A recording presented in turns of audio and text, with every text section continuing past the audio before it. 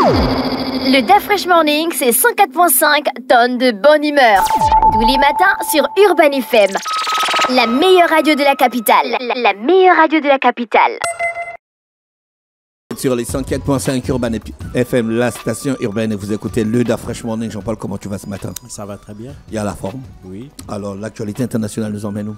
On va toujours aux États-Unis. On a une dizaine de jours. Ouais, c'est vrai que ça. On a une dizaine de jours de cette élection. J'essaye de voir un peu sur tous les grands sites d'actualité. Ils sont tous d'accord que Donald Trump reprend du terrain. Hein? Oui, et Donald Trump reprend du terrain pour toute une série de raisons. Et justement, nous allons nous intéresser aujourd'hui à l'une d'entre elles, à savoir le vote des minorités. Mais on ne va pas s'intéresser à toutes les minorités. Il y en a tellement aux États-Unis qu'on rassemble dans le vocable minorité. Mais on parlera d'une minorité ethnique qui est devenue la plus importante depuis 2020. C'est la minorité sud-américaine, ce qu'on appelle les latinos. Alors, les latinos, il faut savoir qu'ils sont la minorité la plus importante en termes démographiques, puisqu'ils représentent à peu près 14,7% de la population. Ça fait un peu plus de 34,5%, 36,2%, pardon, 36,2 millions d'Américains. Devant la communauté, ils ont dépassé la communauté afro-américaine, hein, qui représente, elle, un peu moins de 13%, soit à peu près 34,5 millions de personnes. Et c'est la raison pour laquelle maintenant aussi, elle pèse. Elle a un poids réel, donc démographique et politique, sur le scrutin. Et c'est la raison pour laquelle les deux partis, républicains et démocrates, justement, essayent de peser de tout leur poids pour essayer d'attirer ce vote-là. Mais il faut savoir que même si les latino-américains représentent la minorité la plus importante, d'un point de vue du vote, ils votent peu. Ils votent peu. Hein. Il faut savoir que les femmes votent encore moins que les hommes, et les jeunes particulièrement, leur vote est très très très faible. Mais lorsque les latinos se déplacent, jusqu'en 2020, enfin, on ne va pas dire jusqu'en 2020, on va dire, disons, le dernier vote jusqu'en 2012, jusqu'en 2016, pardon. Jusqu'en 2016, ils votaient principalement pour le Parti démocrate. Pour la première fois, on a vu, mais même si en 2016 et en 2020, ils ont voté principalement démocrate, lorsque l'on regarde ces votes sur les 3 dernières élections, par exemple, on voit bien que le vote démocrate des minorités latino-américaines ne cesse de baisser. En 2012, par exemple, 71% des latinos avaient voté pour Barack Obama et 27% pour son opposant à l'époque, Mitt Romney. Cet avantage-là avait été conservé en 2016 par Hillary Clinton, qui avait capté 68% du vote des latino-américains, de même que pour Joe Biden, qui avait capté le vote des latinos à hauteur de 62%. Mais il faut savoir que, comme on le voit, on est passé ainsi de 71% pour Barack Obama à 68% pour Hillary Clinton et à 62% pour Joe Biden en 2022. Et il faut savoir que certains sondages, avant le retrait de Joe Biden pour cette élection présidentielle, prédisaient encore un écart qui devait encore s'amenuiser entre Donald Trump et Joe Biden concernant le vote latino. Cependant, on a constaté qu'avec le remplacement de Joe Biden par Kamala Harris, on a vu une petite remontée du vote latino, des intentions de vote, latino en faveur de Kamala Harris, qui est plébiscitée de 56% des électeurs contre 37% pour Donald Trump. Mais ça, évidemment, ce sont des sondages et elles ne représentent pour l'instant que des intentions de vote. Donc, ce que l'on peut constater, c'est que en dépit des efforts des démocrates, on constate que les latinos votent de moins en moins pour le Parti démocrate. Et donc ça, évidemment, c'est une chose qui nous intéresse particulièrement. Alors, qu'est-ce qui explique cette augmentation du vote des latinos en faveur du Parti républicain et cette diminution en faveur du vote démocrate? Alors, il y a plusieurs raisons. Ces raisons-là sont liées à la structuration même démographique des latinos. Parce qu'on va pas dire qu'il y a un vote latino aux États-Unis. Non, il y a des votes de latinos aux États-Unis. Ces votes-là dépendent de plusieurs facteurs. Alors, le premier facteur, c'est le facteur lié à la présence sur le sol américain. Les latinos, plus ils mettent du temps sur le sol américain, plus ils se considèrent moins comme des immigrés et plus comme des Américains. Et donc, des thématiques comme celles liées à l'immigration ne les intéressent pas. Elles sont beaucoup plus intéressées par les thématiques liées à l'économie, parce que le pouvoir d'achat... La population latino. Voilà, la question de pouvoir d'achat... C'est la deuxième plus grande population après les Blancs. Oui, c'est la deuxième. 19%. Mais, voilà, mais c'est la première minorité. Oui, c'est la première minorité. C'est la première minorité. Mais c'est la deuxième en termes, après les Blancs, ce sont eux qui sont les plus importants d'un point de vue démographique. Donc, plus les populations sont, plus les Latinos résident longtemps sur le sol américain, moins ils se considèrent comme des immigrés, ils se considèrent d'abord comme des Américains. Donc, des questions liées à l'immigration, ou au fait que cette immigration les considérait comme étant une menace pour l'Amérique, ça, c'est des thématiques très reprises par Donald Trump, mais qui ne les touchent pas, parce qu'ils se considèrent de plus en plus d'abord comme des Américains. Ça, c'est la première chose. La deuxième chose, c'est que, évidemment, il y a des thématiques aussi, à mon sens, qui ne sont plus tellement portées par le Parti démocrate. Ce sont des thématiques liées à des questions disons, à des thématiques conservatrices. Voilà.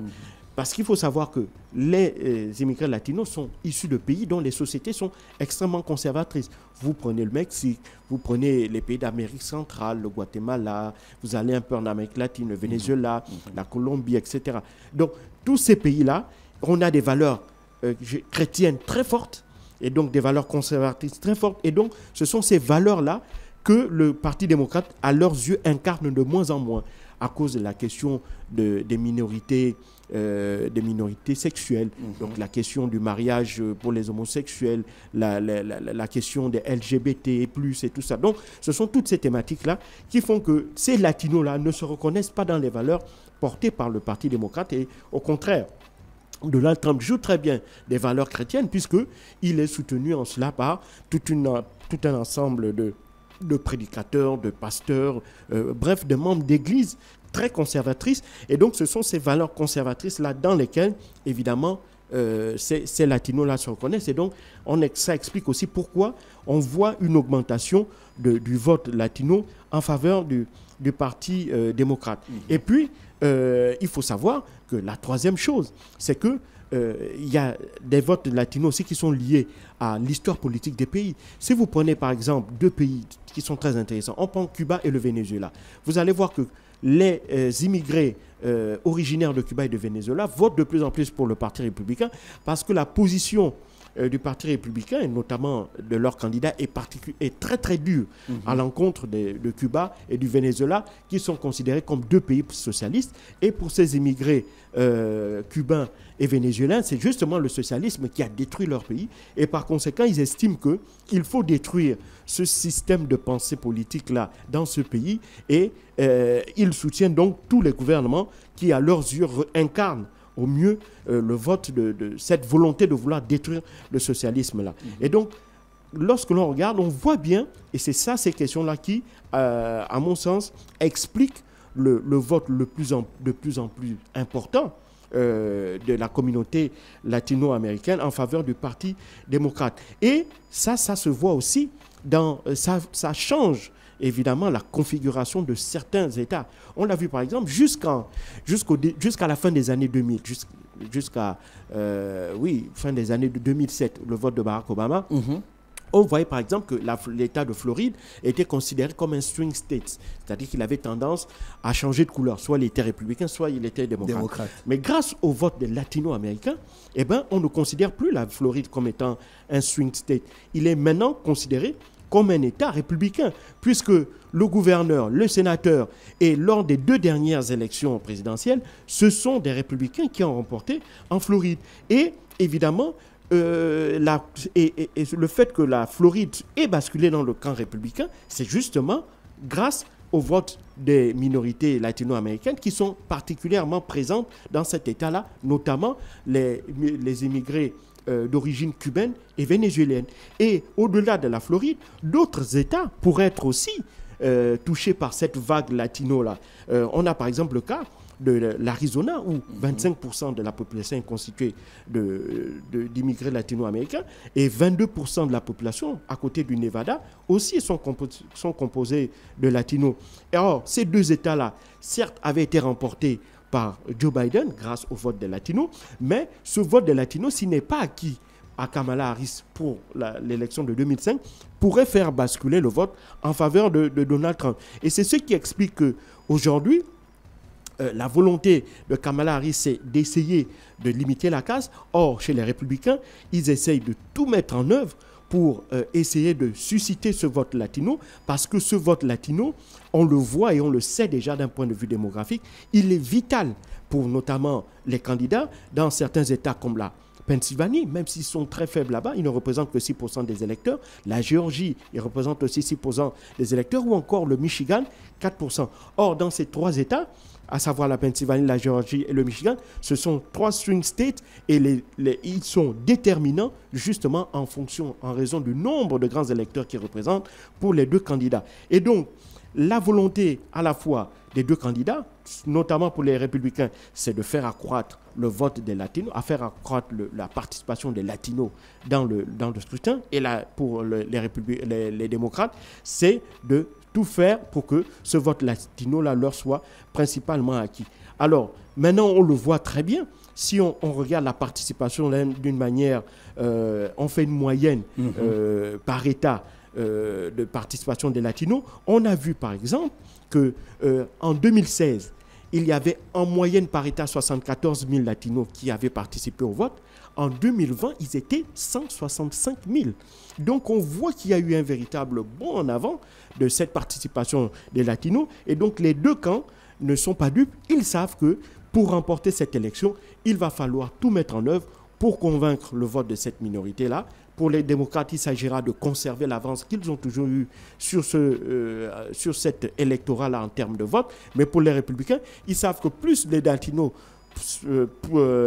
latinos vont participer à l'élection, plus cela va représenter pour eux des voix et donc potentiellement, ça va leur donner la capacité de pouvoir basculer dans l'un des swing states et donc de remporter l'élection présidentielle. Donc, le vote des latinos concentre aujourd'hui l'essentiel des forces, puisque les 2 candidats se trouvent par exemple au Texas. Le Texas, on le sait, c'est une terre considérée comme étant républicaine, mais il y a une très très forte population latino-américaine là, et donc c'est la raison pour laquelle les 2 candidats, Donald Trump et Kamala Harris, sont actuellement là-bas pour essayer pour Donald Trump, le vote blanc il est acquis, mais il s'agira de convaincre cette minorité latino-américaine qui est sur le sol du Texas. Donc pour toi, la communauté blanche américaine, c'est réglé, c'est Trump quoi. Non, la communauté blanche, ce n'est pas Trump. La communauté blanche, elle est déjà figée. C'est-à-dire que dans les 2 camps, qu'on soit démocrate ou républicain, il n'y aura pas de changement.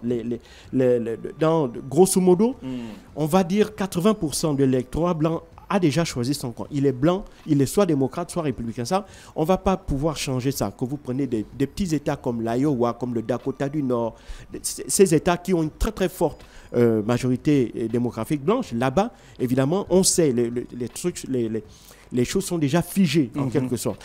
Mais là où les 2 candidats le savent, c'est là où on peut faire basculer le résultat en sa faveur, donc dans les swing states, donc ces États qui n'appartiennent ni à un camp ni à un autre, qui changent au gré des élections. Ce sont justement ces minorités-là qui permettent de faire basculer le vote vers un candidat ou vers un autre. Or, ces minorités, la plus importante actuellement, c'est la minorité latino-américaine, et c'est la raison pour laquelle ce sera particulièrement intéressant de regarder le vote de cette minorité-là dans ces différents États, la Pennsylvanie, la Géorgie, le Michigan, l'Arizona, le Nevada. Ce sont des États pour lesquels il sera extrêmement important, et on va décortiquer justement le vote des latinos et comprendre vers quel camp il aura basculé et si cela aura joué en faveur du futur vainqueur. Le jour des élections, c'est quand? Le 5 novembre. Le 5 novembre. Merci Jean-Paul avec nous ce matin sur les 104.5 Urban FM, la station urbaine dans le DAF Fresh Morning. Le DAF Fresh Morning, c'est 104.5 tonnes de bonne humeur. Tous les matins sur Urban FM. La meilleure radio de la capitale. La meilleure radio de la capitale.